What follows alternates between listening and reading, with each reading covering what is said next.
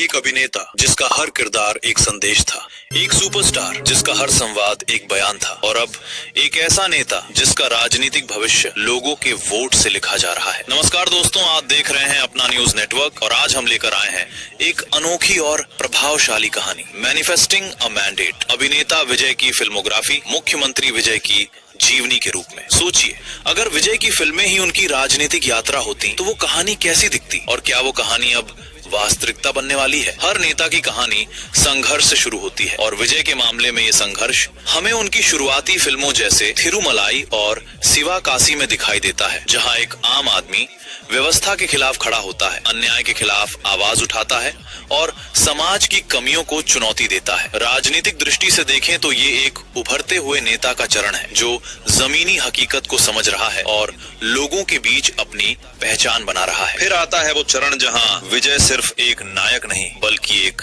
सुधारक बन जाते हैं। फिल्मों जैसे काठी और मरसल में उन्होंने भ्रष्टाचार, कॉर्पोरेट नियंत्रण और जन समस्याओं पर सीधा प्रहार किया, बिल्कुल एक ऐसे नेता की तरह जो व्यवस्था को चुनौती देता है, नीतियों पर सवाल उठाता है और लोगों के अधिकार के लिए लड़ता है। यहाँ उनका व्यक्तित्व एक मनोरंजनकर्ता से बढ़कर जनता की आवाज बनने लगता है। उसके बाद प्रवेश होता है एक जन नेता का। मास्टर और लियो जैसी फिल्मों में विजय का किरदार एक ऐसे नेता की तरह दिखाई देता है जो अराजकता के बीच नियंत्रण लाता है, अपनी सत्ता स्थापित करता है और लोगों का विश्वास जीतता है। राजनीतिक कथा में ये एक मजबूत मुख्यमंत्री का चरण होता है जो कठिन परिस्थितियों को संभालता है और व्यवस्था को स्थिर करता है। लेकिन सबसे दिलचस्प मोड़ तब आता है जब पर्दे और वास्तविकता के बीच की रेखा धुंधली होने लगती है, क्योंकि विजय ने अपनी राजनीतिक पार्टी तमिलगा वेत्री कड़दम यानी टीवीके शुरू करके यह स्पष्ट कर दिया है कि वो सिर्फ पर्दे तक सीमित नहीं रहना चाहते। और अब जब उनका राजनीतिक पदार्पण मजबूत प्रभाव दिखा चुका है तो सवाल और भी बड़ा हो जाता है। एक सुपरस्टार, एक नई पार्टी और एक बड़ा चुनौती। क्या सफल शुरुआत के बाद भी टीवी के सरकार बना पाएगी?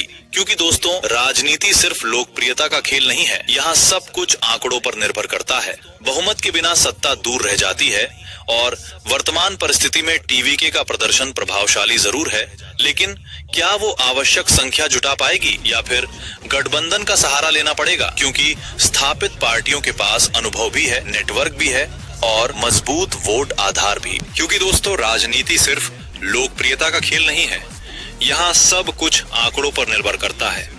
बहुमत के बिना सत्ता दूर रह जाती है और वर्तमान परिस्थिति में टीवीके का प्रदर्शन प्रभावशाली जरूर है, लेकिन क्या वो आवश्यक संख्या जुटा पाएगी या फिर गठबंधन का सहारा लेना पड़ेगा? क्योंकि स्थापित पार्टियों के पास अनुभव भी है, नेटवर्क भी है और मजबूत वोट आधार भी। और यहाँ एक और मोड़ है, अगर त्रिशंकु विधानसभा बनती है तो विजय किंग मेकर भी बन सकते हैं। मतलब चाहे मुख्यमंत्री बने या न बने, सत्ता उनके प्रभाव में आ सकती है, जो इस पूरी राजनीतिक कहानी को और भी रोमांचक बना देता है। जन भावना भी बदलती हुई दिखाई दे रही है। लोग पारंपरिक राजनीति से थोड़ा थक चुके हैं और नए चेहरे को मौका देना चाहते हैं।